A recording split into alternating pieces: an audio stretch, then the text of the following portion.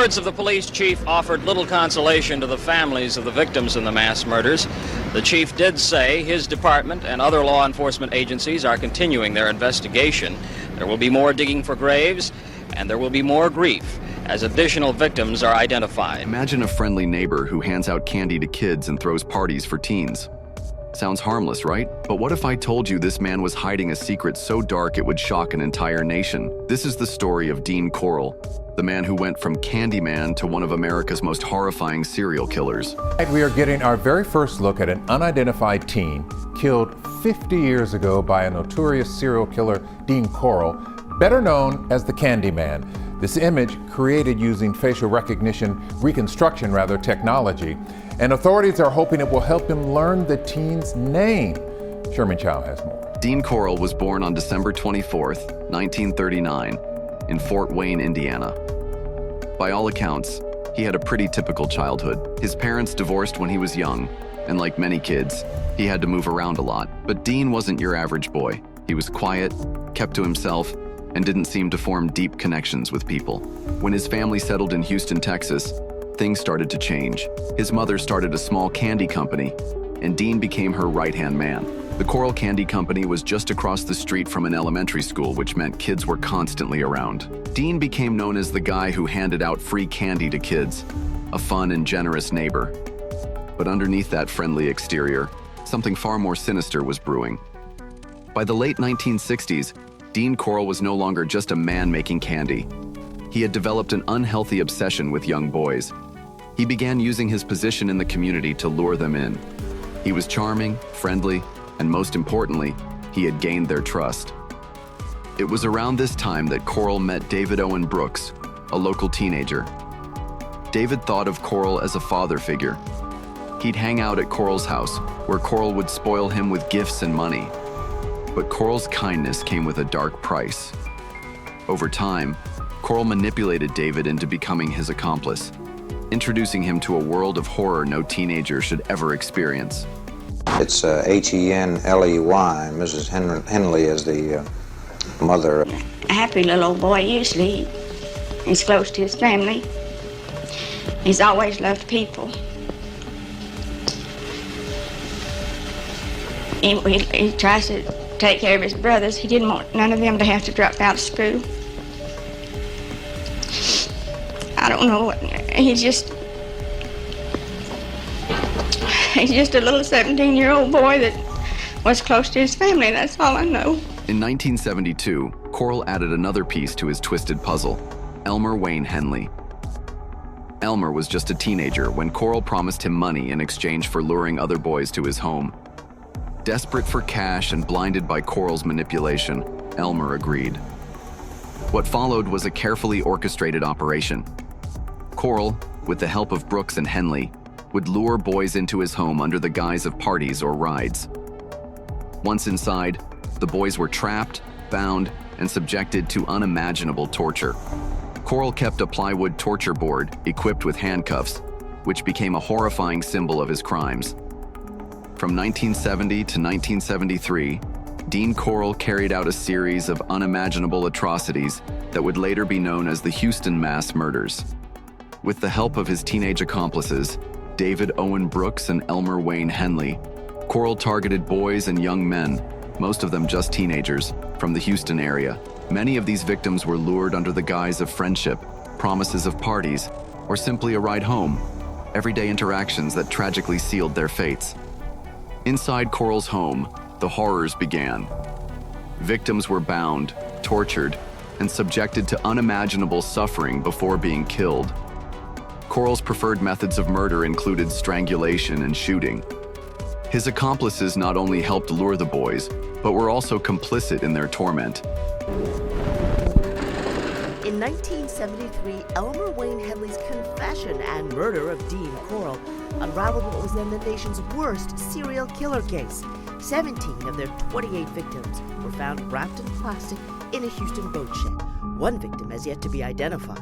Now, the National Center for Missing and Exploited Children, or NCMEC, has released new images. And then you'll notice that the image is also black and white, because even if we know the ancestry is likely Caucasian, we don't know exact hair color, eye color, skin tone. Colin McNally leads the forensic imaging team. They use photos and information from anthropologists and medical examiners for things like skull measurements. The size of the orbits, you're going to be able to see everything from the, potential placement of the eyes to the brow ridge. Then there is the clothing. The victim wore a distinctive lace-up shirt with a peace symbol on the back with this writing underneath, and leather cowboy boots. The victim also wore striped swim trunks with a silver belt buckle that had wings and the letter C in the middle. Corll's actions revealed a calculated and chilling level of cruelty as he turned his home into a site of terror. After the killings, Corll worked meticulously to hide the evidence.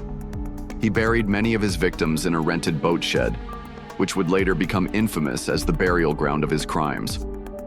Others were discarded in remote areas, woodlands, beaches, and even rural fields. Corll seemed convinced that burying the boys would erase his crimes, but no amount of dirt could conceal the magnitude of his evil. The Houston community, unaware of the nightmare unfolding in their midst, carried on as normal while Corll's body count grew. The truth would eventually come to light, exposing the depths of his depravity and the lasting impact on the victims' families. On August 8, 1973, everything came to a head. That night, Henley brought a friend, Tim Curley, to Corll's house. Corll became enraged, accusing Henley of betraying him by bringing too many people over. The argument escalated, and Corll grabbed a gun, threatening to kill everyone in the room. But Henley did something no one expected. He fought back. In a desperate move, Henley managed to get hold of the gun and shot Corll, killing him. For the first time in years, the nightmare was over. When Elmer Wayne Henley dialed the police on that fateful August night in 1973, officers arrived expecting to find the scene of a domestic dispute gone wrong, a case of self-defense, or so they thought. But as Henley began to talk, his chilling confession hinted at something far more sinister. He spoke of Dean Corll, a man he described not just as a friend but as a killer, and the horrors he had witnessed and participated in. Henley led police to a storage facility where Corll had rented a boat shed. Inside, the truth began to emerge, shrouded in darkness and layers of dirt. As officers unearthed the first body, then another, and another, they realized they were dealing with one of the most prolific cases of serial murder the country had ever seen. By the time they finished their search, the remains of 28 boys and young men had been uncovered, each victim a tragic testament to Corll's depravity. The scale of the murders was unprecedented, sending shockwaves through Houston and beyond. Families who had spent years searching for their missing sons were now forced to confront a horrifying reality. The community, once trusting and close-knit, was shattered, grappling with how such atrocities could occur undetected in their midst. The boat shed, once an unremarkable structure, became a grim symbol of unimaginable evil, a haunting reminder of the lives lost and the dark truths that can lurk beneath the surface. Both David Owen Brooks and Elmer Wayne Henley were arrested and charged for their roles in the murders. Henley was sentenced to 6 life terms in prison, while Brooks received a life sentence as well. Corll's death meant he never faced justice for his crimes, but his accomplices' confessions shed light on the full extent of his reign of terror. While Henley and Brooks will spend the rest of their lives behind bars, the families of the victims continue to live with the pain of losing their loved ones. Despite the convictions and the discovery of the bodies, there are still lingering questions about this case. Could Corll have had more victims who were never found? Were there other accomplices who went unnoticed? These unanswered questions continue to haunt the families and the investigators who worked on the case. Dean Corll's crimes left an indelible mark on Houston and the country. His story serves as a chilling reminder of how evil can hide in plain sight. The man everyone thought they could trust turned out to be a monster. But his story also highlights the importance of vigilance and the need to protect our communities. If nothing else, the tragedy of the Candyman should remind us to pay attention to the warning signs and to always prioritize the safety of the most vulnerable among us. Thank you for watching and for helping us honor their memory. If you found this story compelling, please like, subscribe, and share your thoughts in the comments below. And as always, stay safe, and take care of one another.